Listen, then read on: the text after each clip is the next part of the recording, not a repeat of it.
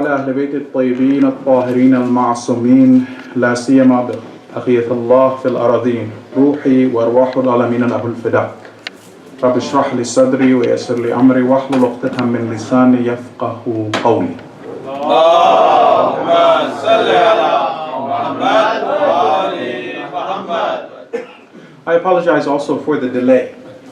And it's good that we're all so close. We all know one another so well, you don't really feel stressed. Otherwise, you'd be like freaking out, panicking.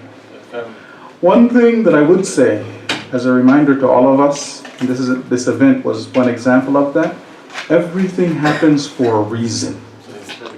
Absolutely. There's a reason why God decided that. For instance, now we're seeing, we had planned about this before, we had talked about this before, we've tested these different things, never had this happen.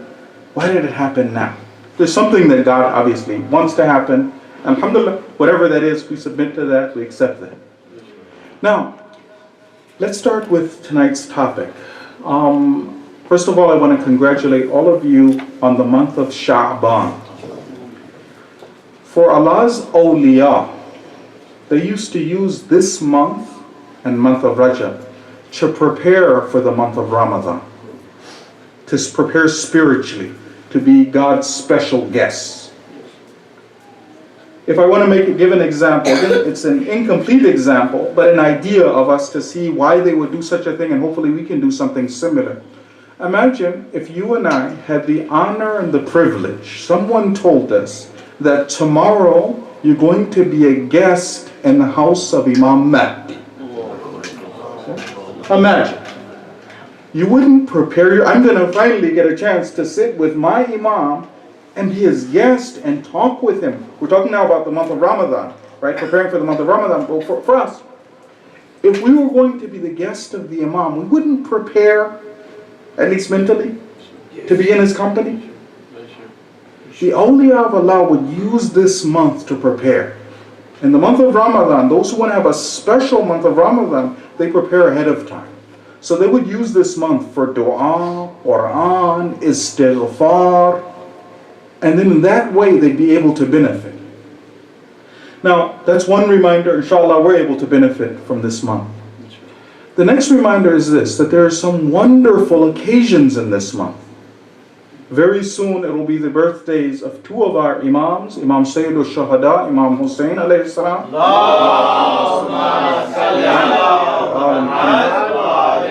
Imam Zain al-Abidin alayhi salam.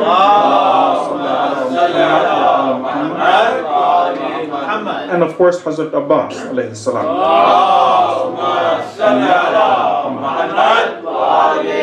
So these are very important occasions, times for us to remember God. And I'd like for us to focus on remembering the goals of these awliya, so that we can use these majalis for something practical. We have the honor and the privilege, Allah has granted us the honor and privilege of having the same goals as the Ahlul Bayt, the same friends as the Ahlul Bayt, and also the same enemies as the Ahlul Bayt. What we want to do is to remind ourselves, use these opportunities, these next 3 nights, and remind ourselves of their goals, their mission, and then inshallah we can also help. We want to see, well, what can we do in order to hasten the reappearance of their grandson? Now, what I want to do is start off with a question.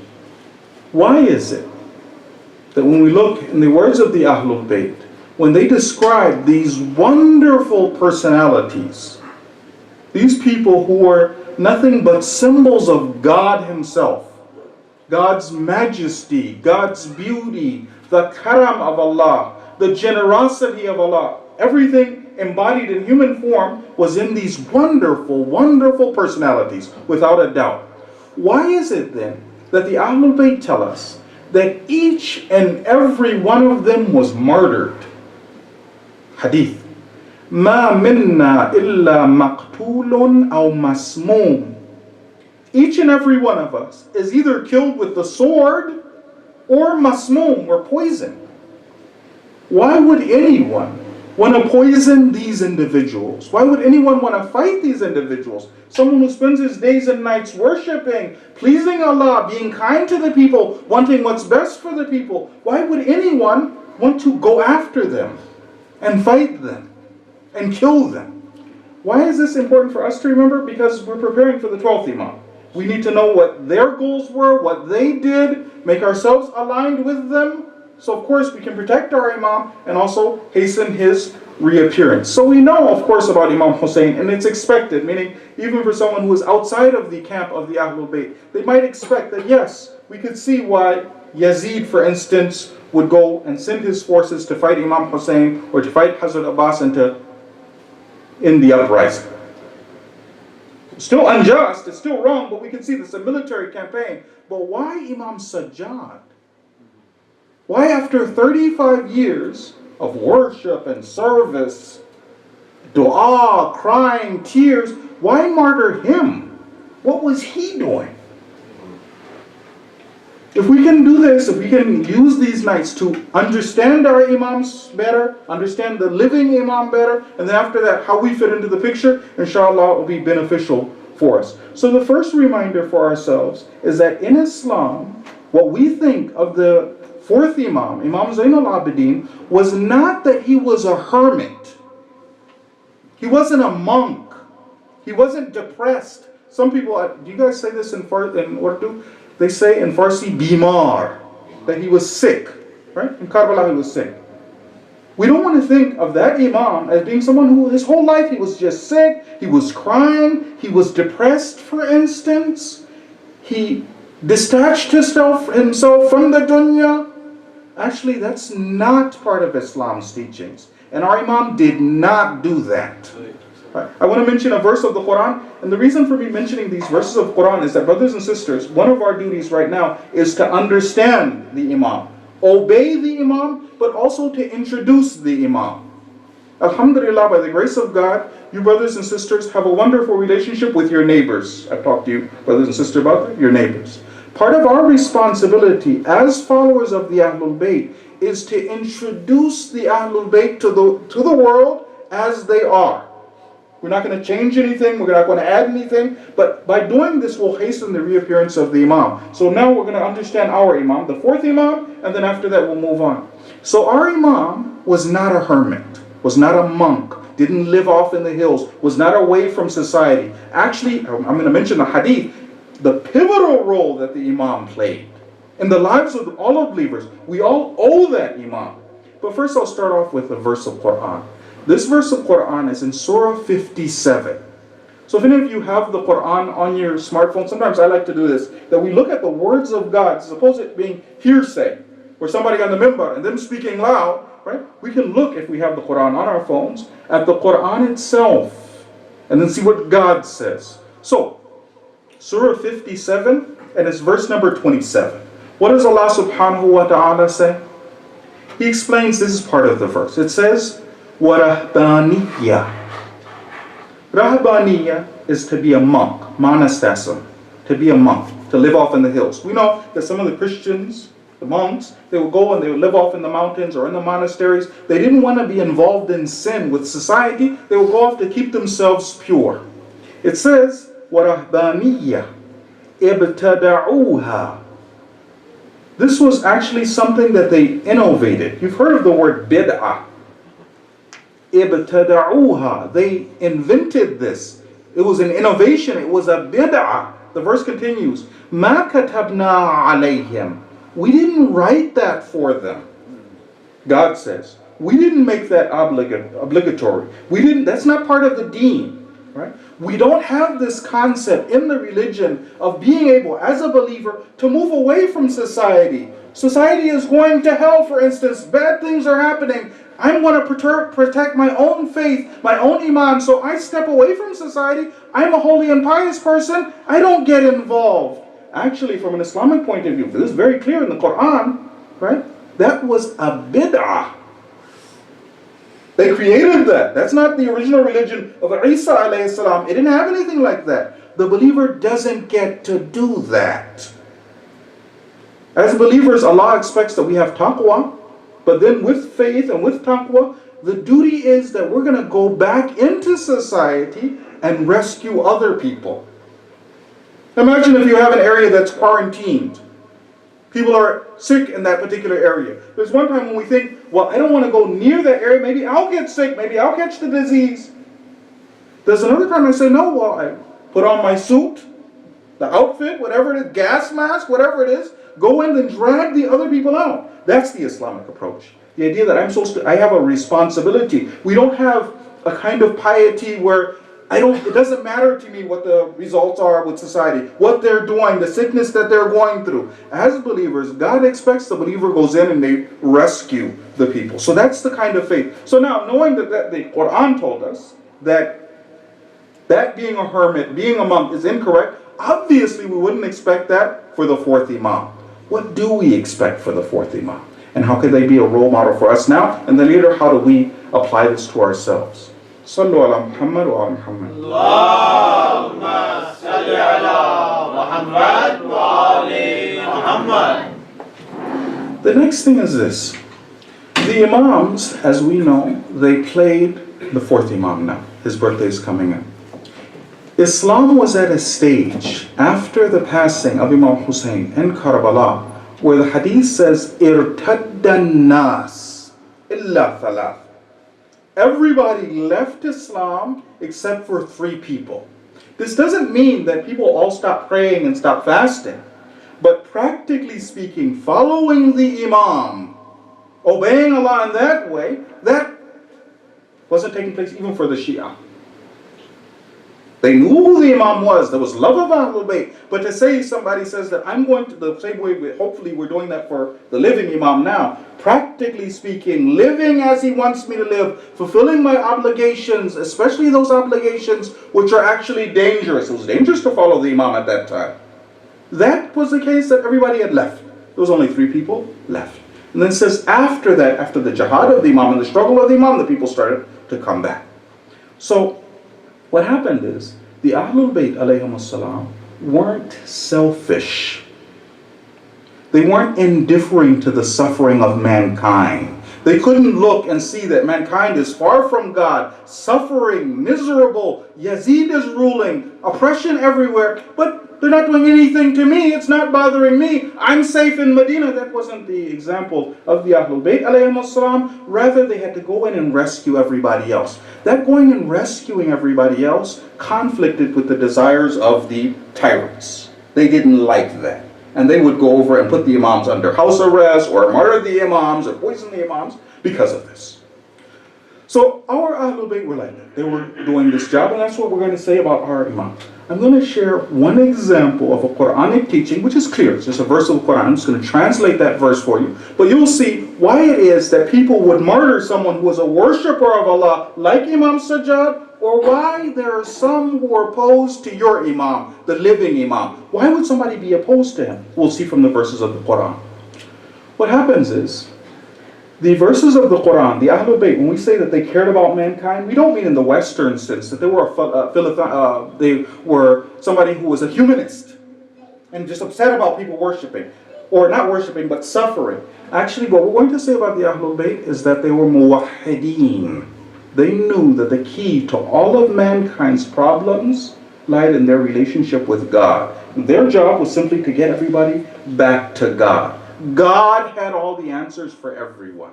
So now, one of the Quran's teachings, which will again help us understand that Imam, his Shahada, our Imam, and our duty. This is from Surah Anfal, the first verse of Surah Anfal. So Surah number 8. This is what God says. This will help us understand a lot if we can understand this verse. It says, يَسْأَلُونَكَ عَنِ الْأَنْفَالِ. They ask you, O Prophet, about the Anfal. The verse continues, قُلْ الْأَنْفَالُ لِلَّهِ وَالرَّسُولِ. The Anfal are for Allah and for the Messenger. What are Anfal? If you want to translate the word, normally people would translate it as spoils. And one of the Anfal are actually the spoils, certain spoils of war. But there are other things that are there that are mentioned as Anfal. And we're going to say these Anfal are for Allah and the Rasul. What else? One of the things are all of the underground resources of the entire world. Those are anfal. All the gold, all the diamonds, all the silver, all of that, all of the underground resources of the world are for Allah and the Messenger. We'll see what that means. And then why somebody, if that's your belief and that's your teaching, why would they come for Imam Sajjad or they come for our Imam? What else? All of the major rivers and beaches, those are also anfal. The Nile, the Euphrates, the Mississippi, all of the major beaches, Miami Beach, right? All of the beaches, all of the rivers, these things are also anfal. What else?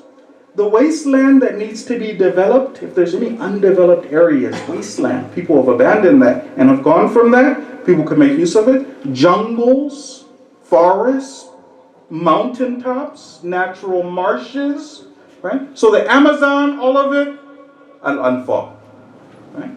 Any of these major jungles. So imagine, just think for a second, because what you're going to say, what you're saying based on the Quran, this isn't even getting into the tafsir, is that these things all belong to God. And then also to the Rasul. What does that mean? So these major resources, they're all supposed to be not at the disposal of any particular group or individual or multinational company. They're all supposed to be at the disposal of God. In addition to being at the disposal of God, it says, and the Rasul, right? The Islamic ruler, right? The Prophet. Or of course after that, Ahlul Bayt, or now our Fuqaha, right? So what happens is, if you think carefully, the richest man in the world, if the resources of the world were divided the way they're supposed to be, according to Quran, would be at the disposal of the Imam of the time. The Imam doesn't spend any of that on himself. We know the Ahlul Bayt alayhim salam. They're Zahid, Abid. We know the life of Amir al-Mu'mineen. Would he spend anything on himself? So what would he do then? All of these natural resources would be at the disposal of all of mankind equally. If you just took the oil revenue of the world, the ones that we've discovered, and distributed that equally among the people of the world, would we have any poor people? If you just took all the diamonds, all the gold, right, these anfal, these major underground resources, I'm not saying that nobody can work on them or anything, but if they were at the disposal of the wali of Allah, and he was using them in such a way that all of mankind could benefit, instead of some major companies, you would eradicate poverty. So this kind of a belief, if that's what you believe in about an imam, then yeah, that leads to problems, that leads to issues. They can't see that person who's a representative of God living. Now, if that's clear, let's move on to the next step. Because our next thing is, okay, well, where do we fit in the picture? The imam is there to save all of mankind. How will he do that? By reconnecting them with God. By doing what? By preaching and teaching Allah's religion, by explaining who the imam is, by identifying the imam, and then going over and making sure those resources are at the disposal of all of mankind. Now, the next thing is, let's look at the strategy of the Ahlul Bayt alayhim as-salam. How would they accomplish this goal? We said that the imam, he gathered everybody, right? There was only 3 true followers, and then he went and he started gathering everybody else. What did the imam do? What did Ahlul Bayt do? One of the steps of the Ahlul Bayt was this: to reteach people Islamic principles. We're in a society where everybody's Muslim. It's only in the time of Imam Sajjad, for instance, right? Everybody's a Muslim. But what happens is their version of Islam, their understanding of these Islamic principles is not such that's going to lead to the salvation of mankind. So the Ahlul Bayt alayhim as-salam would go over and they would reteach Islamic principles to the people. If the people knew the Islamic principles with that love of God and love of Ahlul Bayt, they'd be able to save themselves. Very quickly, I want to go over some of those principles that they would teach. So, one of them is this verse of Quran. It's again Surah Anfal. The same verse number 1. It says, after talking about the Anfal, it says, فَاتَّقُوا اللَّهَ وَأَصْلِحُوا ذَاتَ بَيْنِكُمْ. Have taqwa of Allah and set matters aright amongst yourselves. The Ahlul Bayt were advising us, God advising us, first of all, fear God. Be wary of Allah. See yourself as in the presence of Allah, in addition to Islah when it comes to the matters between you. What is this Islah? Actually, brothers and sisters, one of the things we learn is that as believers, when it comes to the small fights or issues between us, we're not supposed to make a mountain out of a molehill. We're not supposed to end up fighting one another over minor issues. One of the mistakes that believers make is feeling that another fellow believer is the enemy, is Yazid, is the problem. As opposed to me thinking about who the real enemy is, focusing my energy, my rage on that person, I think you who insulted me, this person who, some other believer, they're making a mistake. That is the enemy. Now it's take out Zulfiqar, let me handle this guy. Right? Islam doesn't want to see that. We're not supposed to be, amongst ourselves, minor issues, either we let it go, or we try and resolve it, or we talk, but we don't turn minor problems into major problems, amounted into a molehill. I remember hearing a story once. They said that once this woman went before, she went with her husband before a judge. So when she went before the judge was about to sentence her husband. He had stolen a can of peaches. So she went to the judge, and the judge is about to pronounce the sentence, and he stops for a second and he asks the husband, he said, "How many peaches did you steal?" The guy said, "Well, I sold 6. He said, 6? Okay. For each day, for each peach that you stole, 1 month in jail. 6 months, he's about to take the gavel and hit the thing. His wife says, "Well, actually, Judge, can I speak up?" He said, "What happened?" She said, "Well, in addition to that, he stole a can of peas also." So to make sure, a mountain out of a molehill, small issue between them, break it over. As believers, we're not supposed to do that. We're not supposed to do that. Those major things, no. Have taqwa of Allah, keep focus on those major enemies. Now the second part of the verse, which is again very important for us. It says, وَأَطِيعُوا اللَّهَ وَرَسُولَهُ إِن كُنتُم مُؤْمِنِينَ. This is the part that's a kicker. And I thought the part, when we want to think about the most important things and the things we can do to make the Imam return, let's look at this part of the verse. It says, "And obey Allah and the Messenger if you're believers." Contrast that with how normally people think about obedience to Allah and the Prophet. Sometimes, especially for us as Shia. Because we're close, we're family, let me be a little bit honest. Sometimes, the way believers approach obedience to Allah is this way. I can make some mistakes, I can do some wrong things, I don't obey Allah on all issues, but I have one thing that's going to save me. Ahlul Bayt. I'm not doing what they're saying, right? But in the end, Imam Ali will, Imam Hussein will come. That's what it's all about. I mean, why do I spend all of... I know it's a little bit sensitive, but let's think about it. The Ahlul Bayt, their job was to re-educate us on Quran, re-educate us on Islam, make sure we knew Islam as is, as delivered by God. How far is that understanding from the true understanding, the true Quranic understanding? Let's look at the verse of the Quran. It says, the same Surah Anfal, وَأَطِيعُوا اللَّهَ وَرَسُولَهُ إِن كُنتُم مُؤْمِنِينَ. Obey Allah and the Messenger if you are believers. What about if I don't obey Allah? Well, you're not a believer. Simple. I remember hearing a story once. They said that once this lady went with her husband to the doctor. The doctor took the husband aside and ran some tests on the husband. After that, he sent him back out. The wife said, "Doc, I want you to be serious with me, be straight with me, tell me what's really going on, what's the real situation." He said, "Okay, come into the room, I'll explain to you." He said that your husband has a very serious condition. Very serious condition. Your husband will not make it, he will not survive unless you do the following things. You've got to pamper him. Everything that he wants, you have to give him. You have to always tell him how much you love him. You have to shower him with care and affection. If you do all of these things, your husband will live. She came out of the doctor's office. The husband came over to her. He said, so honey, how bad is it? She looked at him. She said, you're going to die. That's what it is.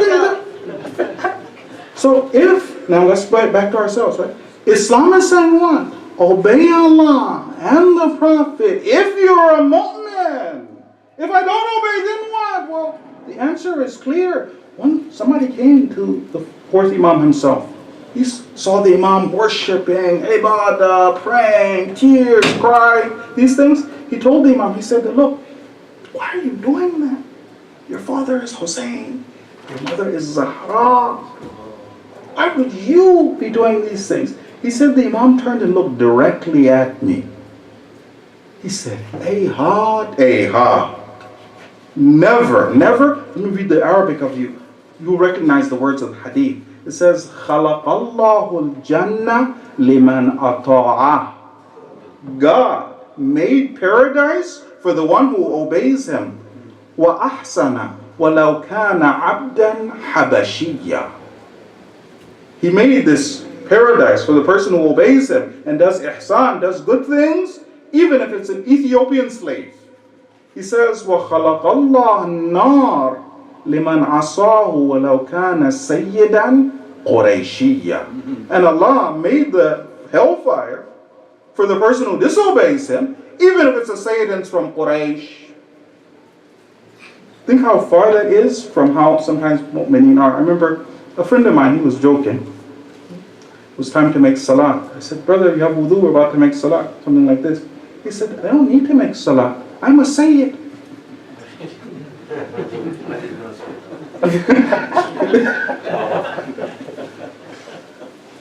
He was joking. He wasn't serious. But the idea of how serious is obedience of Allah. If you're one of the believers. This is the only, by the way, us being a little bit frank with one another is the only way to have the Imam return. If we continue, let's say, we talk about other issues, make it seem that Islam is so easy, just do whatever you want. The Imam's never coming back to that call. Another verse of Quran, again about the same point. The verse says this, it says, so this is 3:132. وَأَطِيعُوا اللَّهَ وَرَسُولَ لَعَلَّكُمْ تُرْحَمُونَ. This one's even more scary. It says, obey Allah and the Messenger.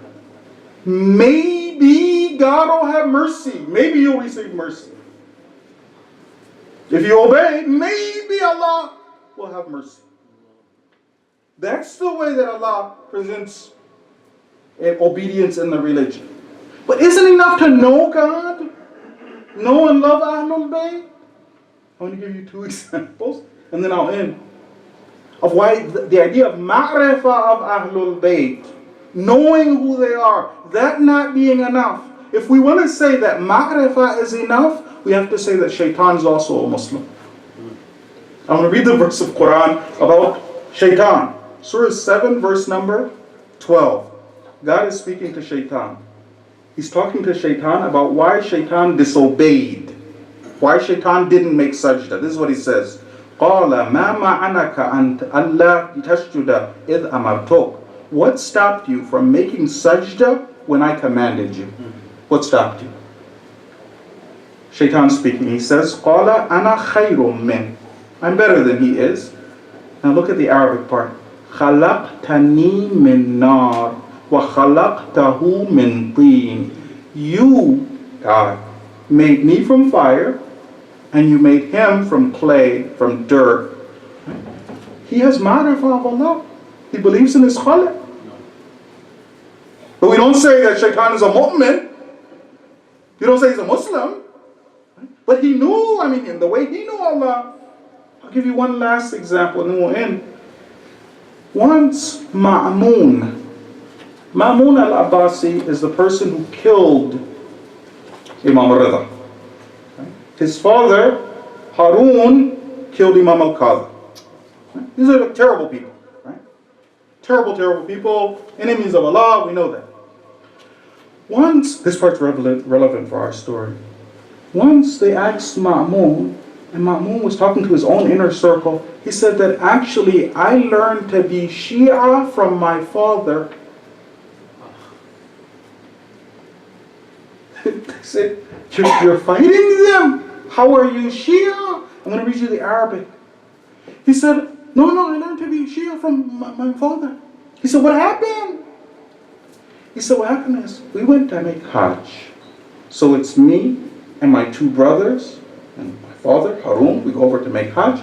After the Hajj, my father sets up a residence, a place, and in that place, he tells the people to come and see him.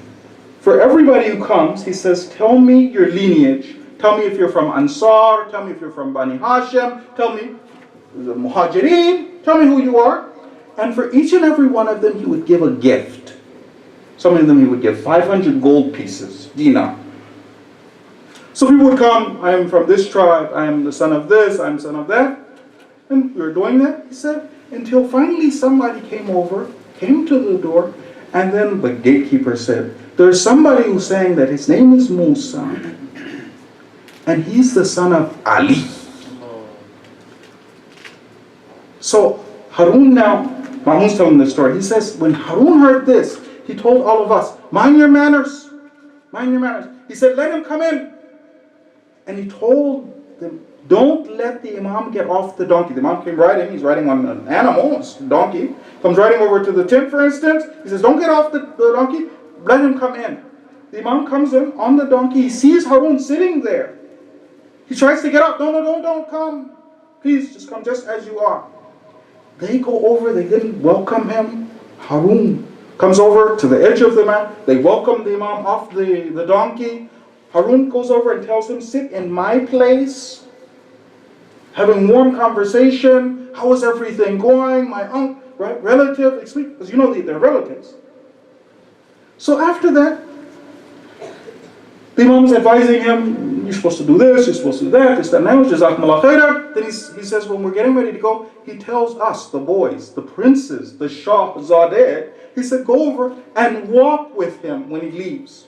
So we go now, we're escorting him home. Go escort your uncle to your home. He says, as we're going, Imam Kazim turns to me. Imam Kazim turns to me.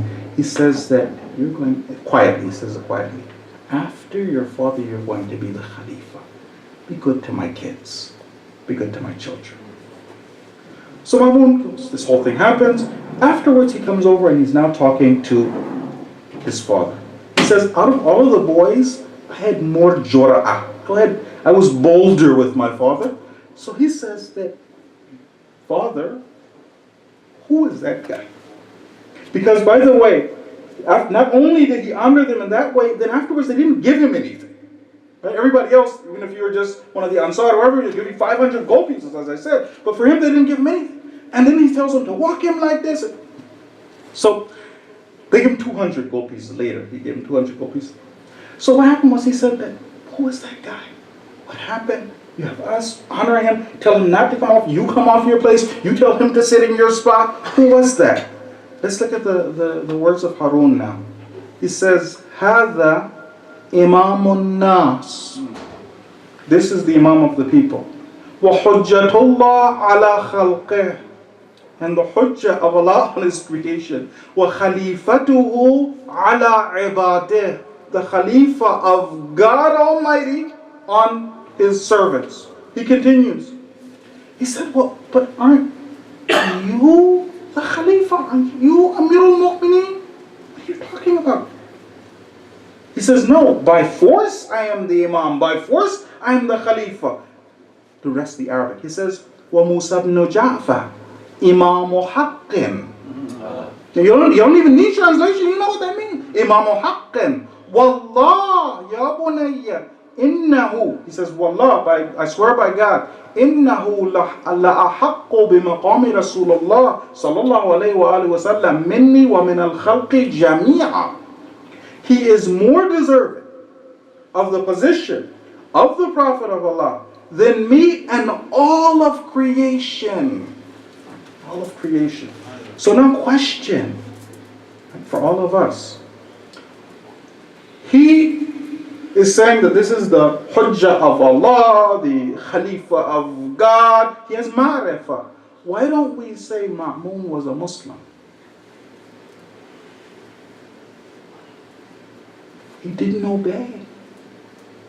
Otherwise he knew Hujjatullah. But he didn't obey. So we can't, and we don't, obviously God doesn't play favorites. We don't say, well, no, he's going to burn Ma'mun in hell, but for us, we're okay.